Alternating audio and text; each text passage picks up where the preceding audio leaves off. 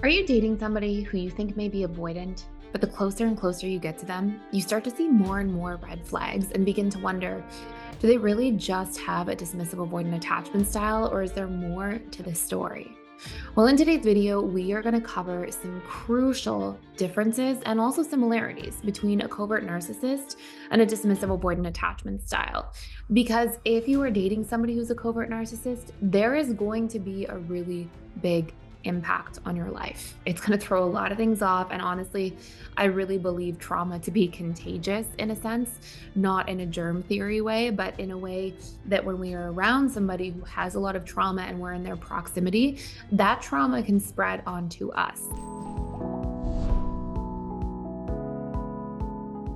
So, what I'm going to take you through specifically are generally 9 crucial differences between a covert narcissist and somebody with just a dismissive avoidant attachment style personality. And on top of that, if you want to do a deeper dive before I go into this, and you want healing from this experience, I have a great course you can check out fully for free for a limited time called Healing from Narcissistic Abuse. And we really talk about how it affects the subconscious mind and some really amazing steps you can take towards healing. But let's dive in here first so you can really get a clear difference and see if you're dating or have somebody in your life who's a loved one who's dismissive avoidant, or if you think that, hey, it may be time to do a little more research about narcissism and covert narcissists.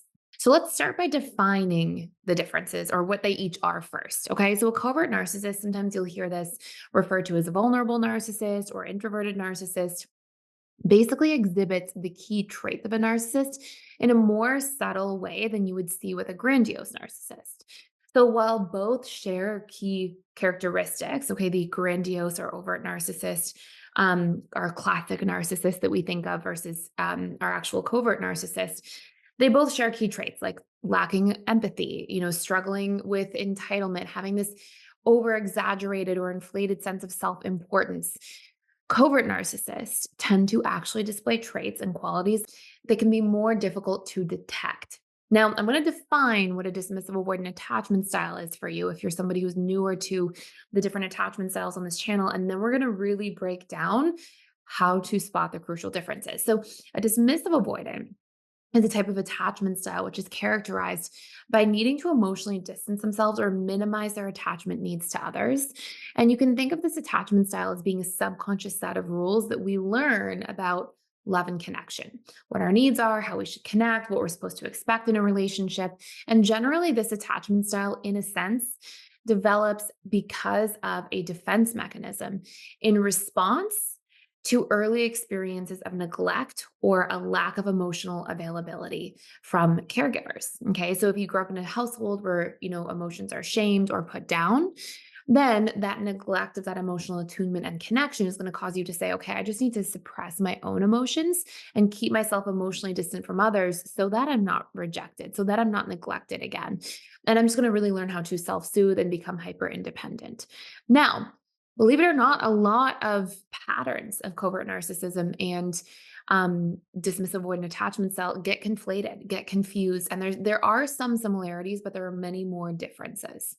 So, one of the biggest first red flags I will tend to see is if one version of this person in the outer world is different than in the inner world. That to me, like when you're seeing somebody who, a covert narcissist, they may be like quite charming, quite charismatic, quite amazing in their outer world with people. Even if that charm is a little bit superficial, even if it's a little bit of like glib is often the term that it's discussed as, this sort of superficial charm.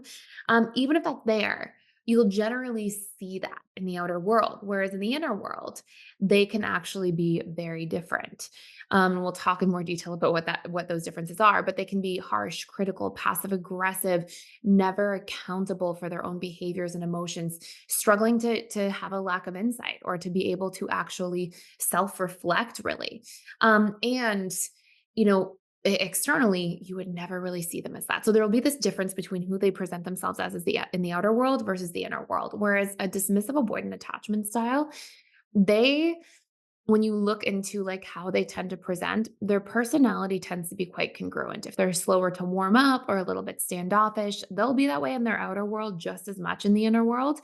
Um, even more so at times. You'll see it in the outer world. They may even warm up and actually be a little bit more kind or sweet or empathetic when you know them on their inner world, when you've gotten to know them further. Okay. So that's one really big piece. Another thing is a covert narcissist, even though they don't have this grandiose sense of self importance, they do have this inflated sense of self. And so, what I mean by this is that this inflated sense of self, they're constantly needing admiration. They're constantly needing to sort of be propped up in terms of the image that people see of them. And so, they need to have this.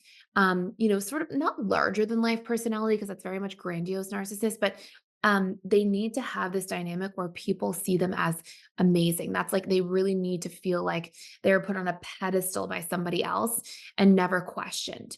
Whereas a dismissive avoidant, they don't need that. Dismissive avoidance, like a true dismissive avoidant, they are not looking to have this like inflated sense of self. If anything, they're kind of just looking to be like left alone. They don't really want to be seen as like special or unique in any kind of way. They just want to like have their own freedom, independence, time to themselves. Sure, like a dismissive avoidant will take nicely to somebody who appreciates them or acknowledges them, but that is not something they want in excess. In fact, if you give a dismissive avoidant a lot of excess appreciation and acknowledgement, if you're like, wow, you're so amazing, you're the best partner ever, they'll shut down a little bit generally. They won't trust that. They won't like to hear that. They'll sort of end up in a situation where they feel like, oh, why are you putting me on this pedestal? I don't like that. I just want to be able to relate to you person to person. And it can cause them to shut down a little bit. Now, the difference between that, just for the context here, and just appreciation and acknowledgement would be, they do want to be appreciated. Dismissive avoidance, they want to hear like, oh, hey, thank you for taking out the trash, or hey, thanks for having that hard conversation with me in the relationship, I'm glad we worked through it. Like, they do take well to that, but those are like sincere small discussions. They're real. They're not about their ego feeling like, oh wow, you think I'm amazing. And they're not constantly hungering for that and even prioritizing who they spend their time with the way that you would see with a covert narcissist. A covert narcissist, they will prioritize who they spend time with. What they think of their own relationships will be largely dependent on like, are people feeding my ego, basically? Even if it's quiet, it's there. And when you look at a covert narcissist and the need to have their ego fed all the time, you'll see that they need to feel like people think highly of them. They need to feel like people aren't questioning them, that people are supporting the kind of version of themselves that they see themselves as. And they'll superimpose that onto you. They'll be like, this is, you have to see me as greater than everybody else in a sense, or special and unique in a sense, even if it's not like this grandiose hunger that you would see with a typical narcissist or like classic narcissist. They still need to feel like people are like, they see their specialness, their uniqueness, how powerful they are. They need to feel like people see how important they are. And again, that's just not something you're going to see in a dismissive avoidant. If you're interested in helping make a huge impact on other people's lives while also building financial freedom, I'm offering an early bird 50% discount on our Integrated Attachment Theory Relationship Certification Program that will help you become a certified Integrated Attachment Theory relationship coach and build your own thriving practice by the end of 12 weeks. This 12-week on-demand program will help you kickstart your new career by teaching you revolutionary tools and strategies that help clients transform their lives and relationships. Build your own coaching practice and set yourself up for a waitlist of clients and financial success. Even if you have no coaching experience, this program will give you very in-depth tools, resources, and confidence to get started in a matter of weeks. And you can learn more information by clicking the link down below. Our next one here is you'll see this sense of arrogance where with a covert narcissist that's there. It's in the background, especially behind closed doors. There will be this like arrogant kind of attitude a lot of the time. Whereas with a dismissive avoidant, you may see that they're standoffish at first, like they're slower to warm up, they're a little slower to let people in. But I really want to like make clear the difference between somebody who's arrogant versus somebody who's a little bit guarded. Like those are two very different things. Arrogance will come with this condescending behavior, the putting down, the I had somebody say to me once who was for sure in a marriage with a covert narcissist back when I was running my practice. And she said, it feels like death by 1,000 paper cuts. Like it feels like there's this constant condescension, this constant resentment, these small little jabs all the time that are just like wearing and wearing on me. And as we were starting to do discovery work together and learn about her and her relationship, it was like, wow, that started to be one of the obvious things that pointed in the direction of covert narcissism. Dismissive avoidance, they can hurt people, right? Just like any insecure attachment style can hurt people. But a lot of dismissive avoidance, their hurt comes from like inaction. So a lack of action, right? So not making as much of an effort behaviorally, or a lack of like concerted effort towards investing in a relationship consistently enough. And again, a narcissist, they are actually taking action that causes harm. Like they'll actually be condescending, say mean things. And a lot of these mean things will be these backhanded sort of compliments or comments where you're not even sure.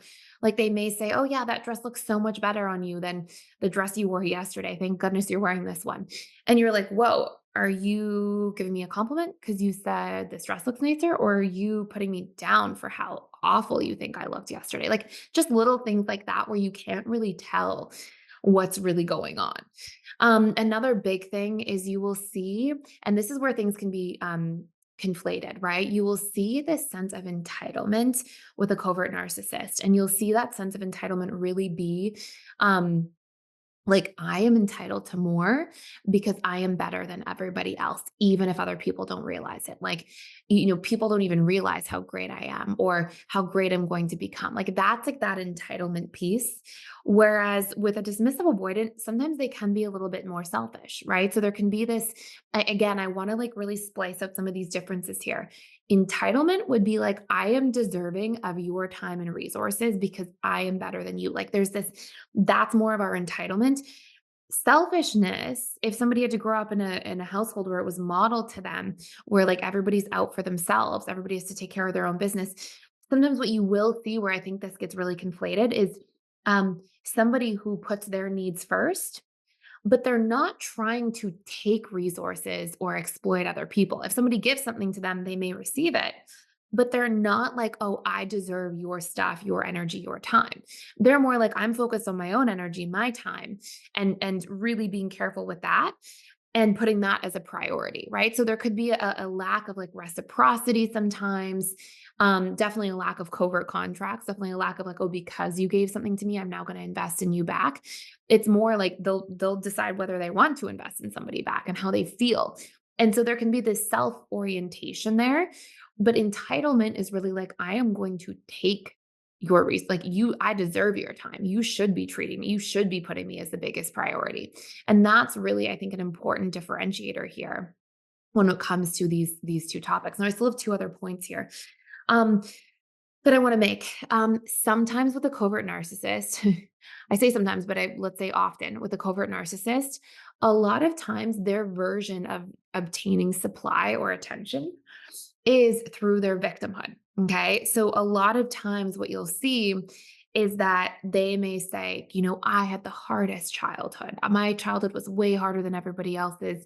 And so now, almost like they're owed, right? Almost like now the world owes them, everybody owes them. And everybody should be, bending over backwards in a sense to do everything for them because they have it worse than everybody else. And so sometimes they'll get that need for attention met through um, their victimhood, right? Which can be a really, really big piece. And with a dismissive avoidant, you're just not going to see a lot of victimhood behavior. It's not really going to be there because they're not really going to open up enough to even present that, even if they are feeling that way. So I think that's another important distinction and differentiator. And again, like, for sure, like there could be in both cases difficulty in childhood, right? It doesn't mean like this is smooth sailing, but you'll see that unfortunately the covert narcissist tends to leverage a painful story or event, especially from the past, as a way of like manipulating people to do things for them, to give them their time or energy or whatever it might be. And so again, that really lands in that more covert territory. And then another huge thing, and I think this is such an important thing to make a distinction of in a relationship, is if there's an argument or disagreement, A covert narcissist is going to be somebody who does not admit fault, basically at any cost. I've worked with covert narcissists before, like usually it would be in the context of having there's a marriage and they're on the rocks and when the spouse comes in first and works with me and then they're like, "Can I bring in my spouse?" And then, by the first or second session, I'm like, "Oh wow, this person's a covert narcissist. Their spouse is a covert narcissist." And I'll give you an example of the patterns I would see. I would see things like, even if the person clearly did something. Okay, I'll tell a specific story actually. So I had a couple, I would see this fairly frequently. And of that couple, one of the partners, so in this case, it was the husband, they would start doing this thing, and you would actually see this all the time in quite unhealthy relationships or people that were really struggling, where one partner would start recording the other partner during an argument.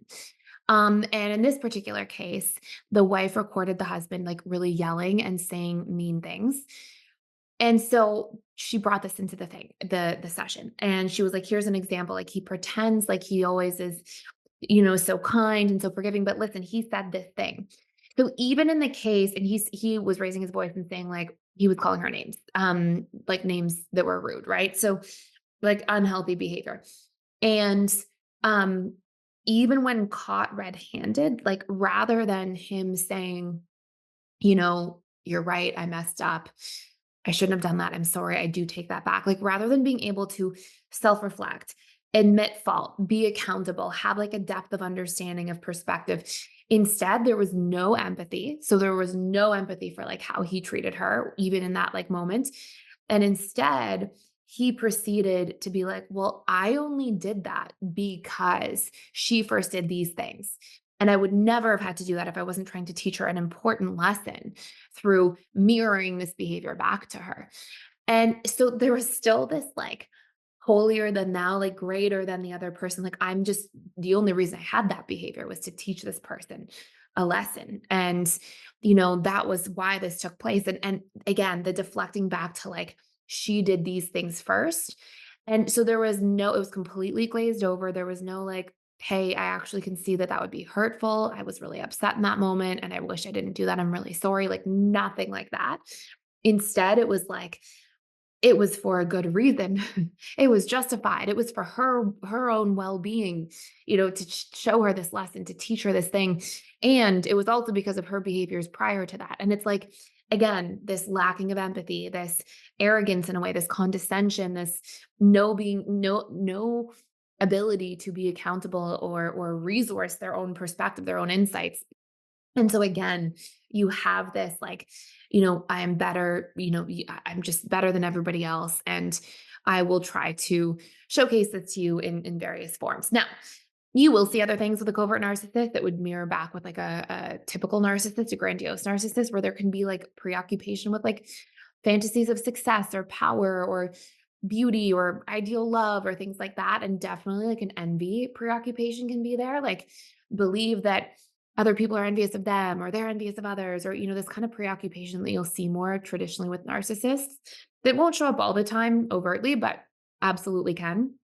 But I think those are some of the main differences. And again, you won't see like like dismissive avoidants don't care generally about like the status of other people. Like they're not like, "Oh, I can only hang out with high status or high power friends." And they definitely don't tend to have a preoccupation with empathy. So those are some really important things to recognize in terms of key similarities and differences. And I'm hoping this makes a whole lot of sense and gives you, if you're in a relationship, the ability to really differentiate these two so that you can take strides forward to be really clear on what happens next. And to be honest, I would say don't be in a relationship with a covert narcissist under any pretenses. Like I would automatically say to leave, because unfortunately, even though they're wounded, they're just not healthy and ready for a safe relationship or to not spread trauma.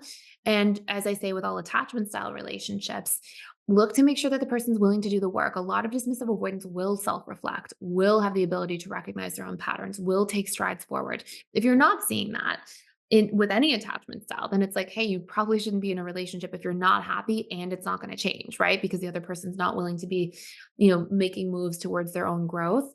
But with a narcissist, you'll just probably never really see much of that anyway. So that, hopefully gives you some really great insight. If you want more about this topic, Let me know your experiences in the comments below. Let me know if you want to see more content like this. And if you're enjoying this channel, please subscribe so you don't miss any of our daily videos. And I look forward to seeing you in the next video as well.